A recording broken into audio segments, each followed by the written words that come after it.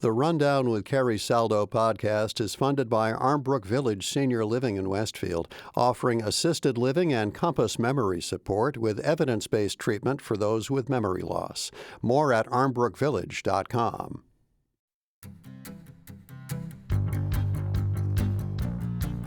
This is The Rundown on NEPM. I'm Jill Kaufman in for Carrie Saldo. Good morning. It's Friday, January 24th, 2025, and it has been a long and interesting and eye-opening week. In the next half hour, we'll be talking about President Donald Trump's executive orders and proposed policies and how they could affect people living in Western Mass. We heard Governor Healy say earlier this week, or rather last week, in her State of the Commonwealth address, that she assures everyone that the state will take every opportunity to work with the federal government in any way that benefits Massachusetts, but she is promising folks it will not change who people are in this state. While she is also referring to this transition of power, she is anticipating the sweeping policy changes that President Trump will try to implement over the next 4 years. And as you probably know, listening to NEPM, immediately Monday, he signed about 100 executive orders. Some reversed Biden-era policies, some lay out the sharp right turn that Washington will take over the next 4 years. And also immediately, Massachusetts Attorney General Andrea Campbell and other state attorney generals, AGs, filed a lawsuit to challenge the president's executive order seeking an end to birthright citizenship in the U.S., and a federal judge yesterday temporarily blocked that order. It would end the constitutional guarantee of birthright citizenship regardless of a parent's immigration status. We're going to talk about this and more. Joining us right now to talk about this new Washington and how policies could impact Western Mass is John Misek on the phone, political editor at Mass Live. Hi, John. Hey, good morning. Good morning. And in Springfield, and a Springfield-based political consultant, Tony Signoli, also by phone. Good morning, Tony. Good morning. And here in the studio, Adam Hinds, CEO of the Edward M. Kennedy Institute and a former Massachusetts state senator. Great to be here. Likewise, it's good to hear you, not me with a microphone in your face, as I said earlier today. We're not going to be able to touch on the approximately 100 executive orders signed by President Trump Monday and overall policy proposals. But let's take a closer look at a few. And John, I'd like to start with you and something you reported this week on tariffs and inflation. President Trump's promises to reduce inflation and bring down the costs of the price of eggs, for instance, and many other items. What is the reality of that? And please, Adam and Tony, jump in states like Massachusetts, a president's influence on inflation in the immediate. Sure. I mean, it's a great soundbite, Jill. President Biden promised to bring down prices. President Trump has now promised to bring down prices. But as a practical matter, presidents have very little impact to directly impact prices. As one expert told me, that if Jimmy Carter could have done it in 1976, who knows how things might have worked out for him back then. The reality is that presidents can set economic policies and try to foster the economic conditions where prices come down. And that can be hit or miss as well. But to tell somebody when you're president you're going to bring prices down is a bit of overpromising, quite frankly. So, Adam Hinds, at the state level or at the Western Mass level also, when we think about what we're hearing from people, you're from Pittsfield originally, is that right? I know you're Shelburne Falls originally. Shelburne Falls, Buckland, excuse me. yeah. But lived there as a senator. Right, and then you're now. I know you're in Hampshire County, but what do we hear from people? What are we imagining that when they hear this promise of a lower cost of goods? What's the reality that we know? Yeah, well, John's right. I mean, maybe I'll start with my hat from the U.S. for the Edward M. Kennedy Institute for the U.S. Senate, because we're constantly looking at the news of this week in the context of what does it mean for the executive, what does it mean for Congress and policymaking, and so just a quick civics lesson about what executive orders are. It's essentially the president's ability to implement the law. So we're watching this happen in real time, that there's going to be a kind of constant bouncing up against, well, what does the Constitution say? What does the existing law say? Mm-hmm. And so you kind of expect in this first week of a presidency that, sure, revoking the executive orders of a previous president, completely expected. Changing in how the president's office and the executive branch is organized, that's another one. Declaring emergencies, all this was pretty predictable, and that's basically a lot of what we've seen. But ultimately, when it comes to changing the policy, it becomes a plan to make plans, essentially, and that's where I would say the cost of living comes in. And so ultimately, I think here in Western Mass, where you look at things like what are the other factors coming into this? This is not going to change overnight, and so I agree. This is going to be the long game when it comes to cost of living. Tony, anything you want to add to that about this idea that Sure. we've got a president saying, "Hey, agencies, do something." Executive orders, as Adam just laid out, are not a done deal. Right. They're not a done deal. As we've seen already on his executive order about firstborn nationalizing of immigrants born in America, we've already got a court saying, no way, unconstitutional, not possible. So a lot of what we saw from Donald Trump this week was great and grand drama in theater. There's messaging in there. A lot of it's politics, certainly appeasing and bolstering his old MAGA base, his new base, the folks who came out to vote for him in this last go-around, especially folks in the Midwest, et cetera, in those swing states. It's theater. And you just think of how it was done, openly in a stadium, in a forum, rather. It reminded me so much, Jill, of it was like Caesar in front of the Roman Forum, in front of the public and whatnot, with great flourishes and all that. So what's real and what's not here? That's what this really comes down to. How much of this is bluster? How much of this is Trump being Trump and throwing a ton of stuff at the wall to see what's going to stick? Well, I'd love to be able to explain both to myself and to our listeners about what the connection is between tariffs and Governor Maura Healey's concern about these potential tariffs on Mexico, Canada, China goods from those places being enacted. She said that these tariffs will spike electricity costs. This was yesterday in Massachusetts by $200 million yearly. Can someone address this in this crowd to explain what that might mean for Massachusetts or for Western Mass? If I'm going to jump in first, go ahead, John. Yeah, I can talk a bit about that. I was actually having a conversation just the other day with the Canadian Consul General about tariffs and trade impacts. Several $1 billion worth of goods and services cross the border from Massachusetts and into Canada annually. Something like 200 Canadian companies employ 34,000 Massachusetts residents. So there is an absolute interconnectedness between the economies of Canada and the United States. There's an absolute interconnectedness between the economies of Mexico and the United States. So we're not just talking about abstractions here with immigration, or not an abstraction, but we're not just talking about immigration coming across the border. We're talking about, it's hard to speculate because the president has not yet imposed these tariffs. That if they take effect, they might take effect starting February the 1st, but at least setting the ground there and noting that there's, that it's not an abstraction. We lost John Misick there for just a sec, we hope. Those tariffs, hopefully we'll be able to reconnect with him. Those tariffs, I just want to spell out, they could be, and correct me if you've heard otherwise, a planned 25% tariff on Canadian and Mexican products beginning February 1st. That came from the New York Times. And Governor Healey's concern, again, that the threat of tariffs is connected to energy. It's also connected to the lottery. The State House News Service was reporting that the threat of tariffs caught the attention of the Massachusetts lottery, where the impact of inflation is really felt greatest. And that means, what is that? What is the lottery gives us money to spend at the state level? Is that a concern? That's right.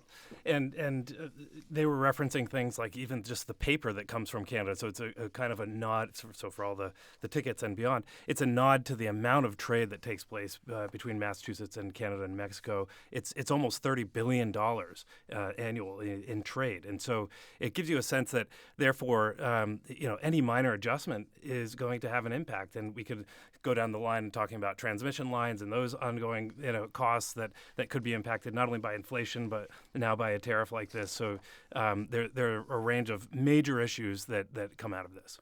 I want to talk about one other thing before we go to a quick break, which is that the Trump administration has directed federal health agencies to pause external communications. So that's like the regular scientific reports that we get, the updates on health advisories. And as we in Western Mass are watching a slight spread of avian flu among the geese at UMass Amherst, which fly over to the Connecticut River. I watch that. I see that. Cape Cod also has an outbreak. Other people are reporting, other locations are reporting. What does that mean? And Adam, it's you and I because we've lost both calls. We've lost both calls. What does that mean when we can't stay up to date on public health issues in the immediate? This is not, this is not something wiped off the slates, but we count on data a lot. I mean, in the big picture, census, but in the immediate picture, public health.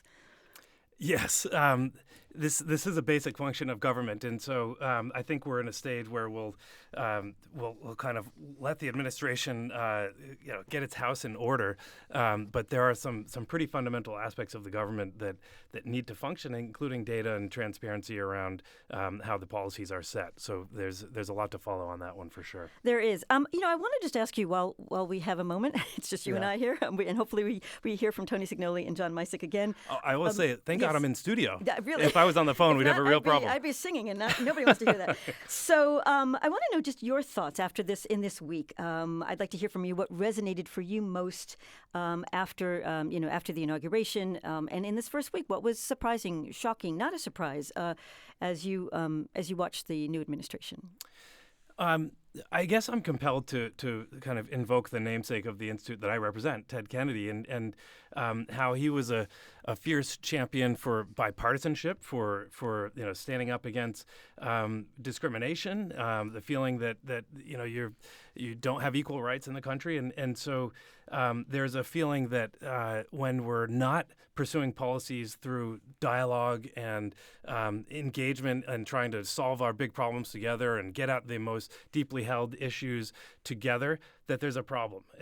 And so we're trying to promote that in the Institute, promote bipartisan dialogue, promote locking elbows and try to solve the big issues. And so that really stands out to me, this kind of tug of war between Congress, between Senate and the executive, and how it starts to signal that something isn't functioning the way it was intended, and we have a lot of work to do. Mm-hmm. And, just to speak to that, I heard on my way in this morning that Susan Collins and the Senator from Alaska, both are joining Democrats in pushing back against President Trump's nomination for Department of Defense, and the Pentagon. Those are two Republicans who we are not surprised by. Yeah, that's right. And so they still need to hold two more, if you will.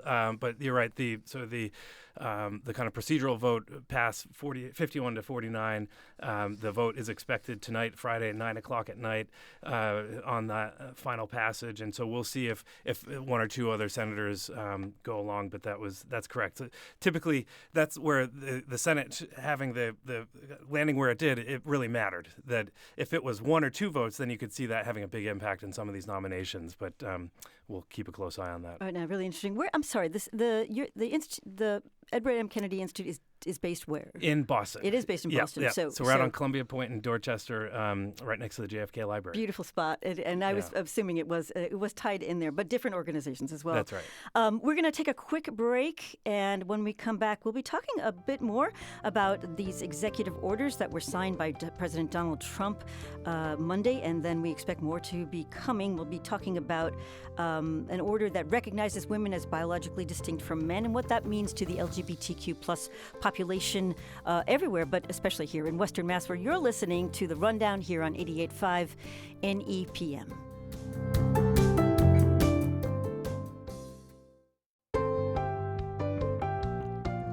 This is The Rundown. I'm Jill Kaufman in for Carrie Saldo.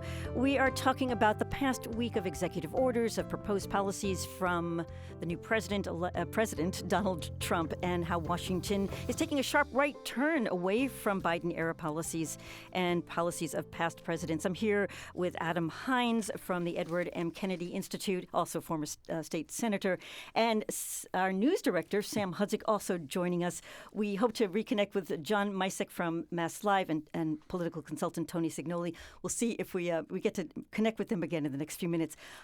As we go into this next topic of executive orders, we're going to be thinking about a population in Massachusetts and Western Massachusetts and in the Northeast that is, not that it's stronger in the Northeast, but the LGBTQ plus population is here. And in most states, there are policies and laws that are civil rights oriented, are protecting populations of people and giving them access to the things that everyone has access to. So among these orders signed Monday by President Trump is is one that recognizes women as biologically distinct from men.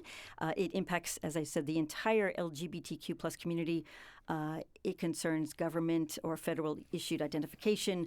It concerns sports at the college level and K-12, civil rights. And in Western Mass, there are many legal protections already in place. It's a relatively safe place to live, relatively. And some people, and it's not a huge number, are moving here if they can. We spoke last week with attorney Chris Urkel, who is at the organization GLAAD in Boston. It's been instrumental in the LGBTQ plus rights movement. I spoke to him, as Sam knows, for a story I'm working on about whether people are leaving more conservative states like South Carolina and moving to Massachusetts for the safety of their children. So Chris Urkel says it's ideal, but it's not that easy. In a lot of cases, people would be really afraid to uproot their families and move in in that kind of way because there's so many unknowns that come with it. If people have an option available to them to have community in a place where they think their rights are going to be better protected, it does make sense that some families are going to make that choice. And of course, we are looking to leadership in states like Massachusetts to ensure that our states remain a safe place to raise a family if you have LGBTQ children especially. So if we could talk a little bit about that leadership in Massachusetts and what we know is on the books in terms of protections, whether specific or in general. It's just a place that people can be themselves. It doesn't mean there is not there are not issues, and it doesn't mean that that kids are not facing kids and adults are not facing discrimination.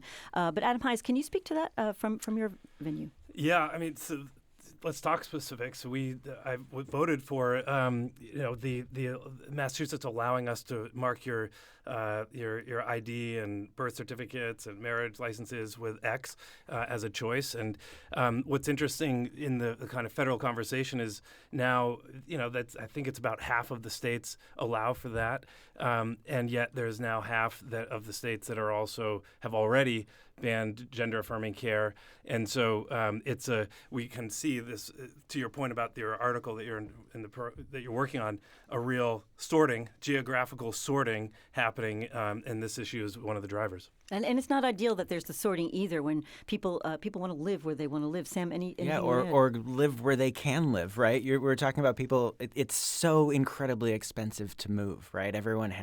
They have jobs, they have social networks, they have family. This whole idea that, we hear it every 4 years when there's an election. Oh, if that happens, then I'm going to move to Canada or something like that, right? Like that doesn't happen. It never ends up working out that way, in part because we've all established lives. So if you imagine just by the grab bag of life that you are living in a place that doesn't represent you, doesn't respect you as a human and your very identity, like that. That's not how we should live. And so the whole idea as we go into these next 4 years of the bounce back of all of the LGBTQ protections that we saw come into place during the Biden administration and bounce back with a new one, the very idea that people's safety and their identity bounces back every 4 years depending on the outcome of a presidential election is terrifying for so many people. And let's remember, we are in not just Massachusetts, but Taxachusetts. It's a very expensive place to live. And if that's still even used, is that a phrase still used? It was bandied about. In the Northeast. We pushed back against that very vociferously in the state legislature. And that was no longer the case. Now people are saying, well, now that we have the Fair Share Amendment, maybe that changes. But I still disagree. I'm dating myself, perhaps. Well, we're not getting into the candy tax this week, though. That's right. Good point. You're not going to like that one. I'm not going to like that one, no. So what I want to talk about next is what we can get to in the next few minutes is data and the importance of data in government and the importance of data to people who live in Western Mass and elsewhere, knowing what's happening with, for instance, public health. One of the executive orders that President Trump signed is directing temporarily federal health agencies to pause external communications. As I mentioned earlier, I think that's scientific reports. It's updates to websites that we go to look to see how's the flow of COVID. What about flu? What about that? I don't know about the virus that went through your house, Sam, if that was up there.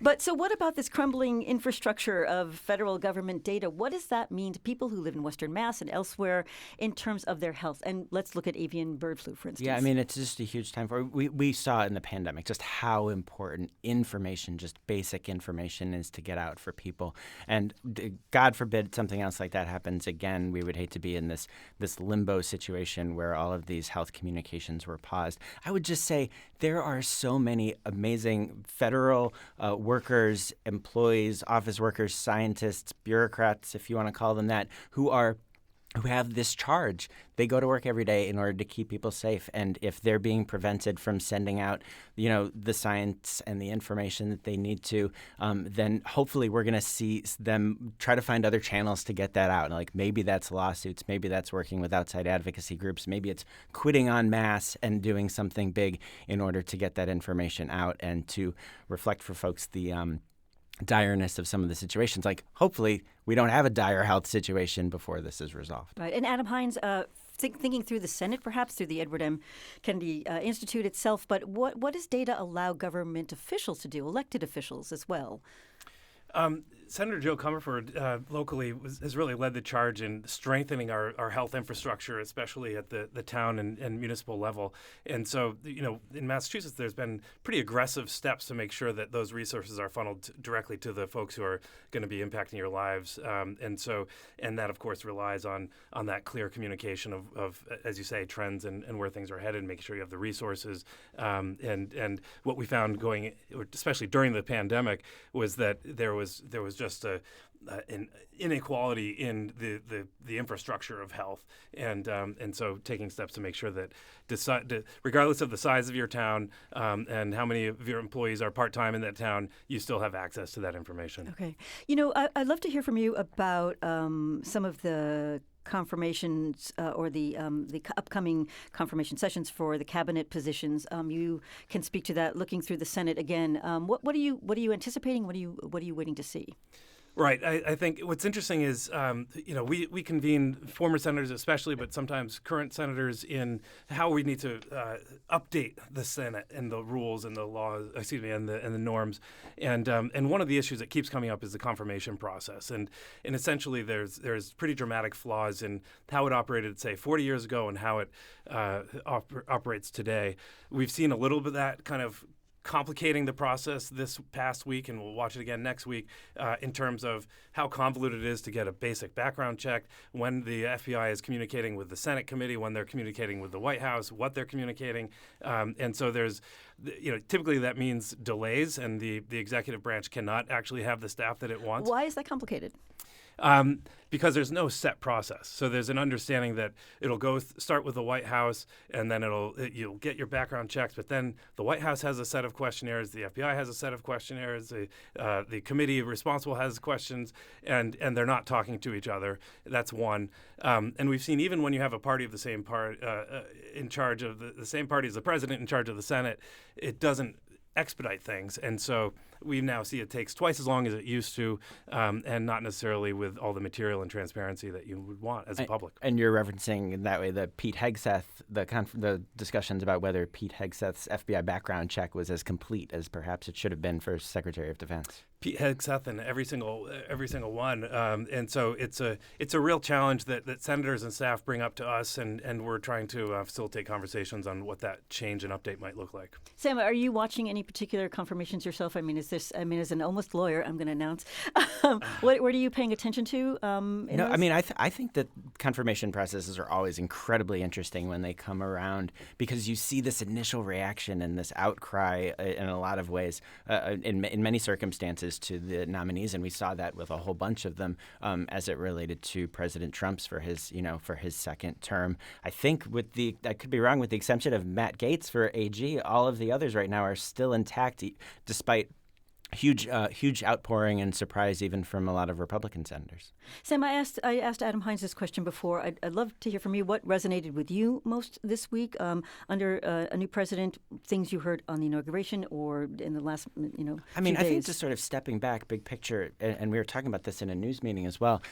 chaos. I mean, just the difficulty in covering this fire hose of executive orders and what it ends up meaning in Massachusetts and to folks who live here. There's a lot of fear, as we know. There's a lot of justifiable fear among many communities and populations.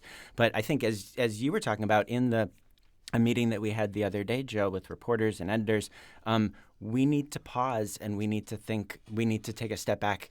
And we need to make sure everyone has the information that they need in order to stay informed citizens, but at the same time, playing into this very big chaotic situation, it serves no one other than perhaps political services. Mm-hmm. Though that is the great challenge because of social media, TikTok aside, because of social media and how information is put out and how we process it and whether there is a check on the social media for accuracy and Good truth. luck there, right? Right. What at the Edward M. Kennedy Institute, what are you focusing on in this coming administration? One thing that we really want to make sure the Senate functions as it was intended. Right now, we see a lot less being debated publicly. How do you bring the nation's attention on big issues? And so we try to do that ourselves, i.e., bringing a sitting senator on the Republican side and the Democratic side for national debates to model deliberation, even when you disagree with each other. We regularly convene senators on how to improve the functioning of the Senate so that balance of power is functioning, and a lot of civics. So making sure the American public is informed of how the government works and their role in it. Thank you, Adam Hinds. It's so interesting, and I'd like to look at the calendar of events to see what it is you're doing. We have Tony Signoli back on the line, political consultant, son of Springfield. Tell me, Tony, in the last couple of minutes of the show, in this past week, what has got you chewing on your cud, thinking about what's ahead? What surprised you, or what did you find most interesting? Not that surprised by everything coming out of D.C., by everything coming out of the Oval.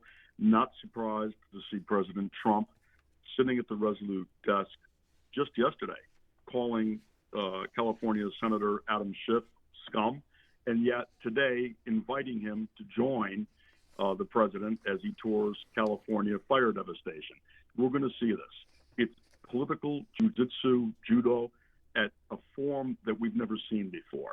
It would make Machiavelli's head spin, what we're seeing right now.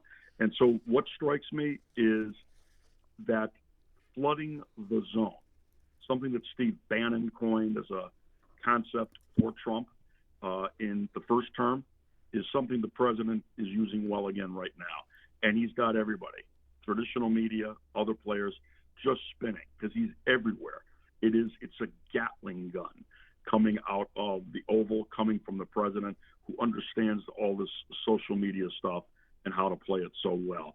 So I think the other piece that hits me this week, Jill, and as I've been listening to you and Sam and Adam and John before we lost him, for Massachusetts, for Western Massachusetts, the impact will be great. My corporate clients in Mass, we are terrified of the possible tariffs, what they'll mean for supplies, whether it be sheet metal, whether it be lumber, other things needed for some of our larger corporate clients like Eastman, 400 employees in Indian Orchard in Massachusetts. We're waiting to see that impact. And more so, the cost of electricity, which you all covered so well earlier. That is a terror for us. And it makes outreaches that we're getting right now, some of our corporate clients from South Carolina, Tennessee, Florida, New Hampshire, it makes it attractive to have the conversations. So forgive my long response to that, but wow. What a week. Thank you, Tony, and I hope we have not fueled that chaos that we talked about in terms of information, not in terms of an administration, but what we do, what we bring to listeners and readers. So you're essential, Jill. You're essential. Thank you, Tony. We hope we're doing well by our listeners.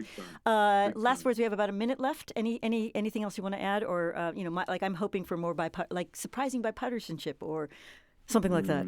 Anything else? Anyone? I think Tony sort of alluded to the ceremonial nature of the the invitation, to tour the wildfires, sort of juxtaposing that with some of these really harsh policies. I think that's going to be the job of media and citizens to keep their eye on the ball. Sam Hudzik, thank you. Adam Hines, you got 5 seconds. Have you anything? Nothing. Have a Good. great weekend. We're good. Tony Sinelli, thanks for joining us. John Misek earlier. This is The Rundown. We're directed by Tony Dunn. We have so much help from Phil Bishop, Kara Foster, Betsy Lankto, Bart Rankin, Chuck Dubay, Ayu Sarawan. Thanks for joining us. 88.5 NEPM.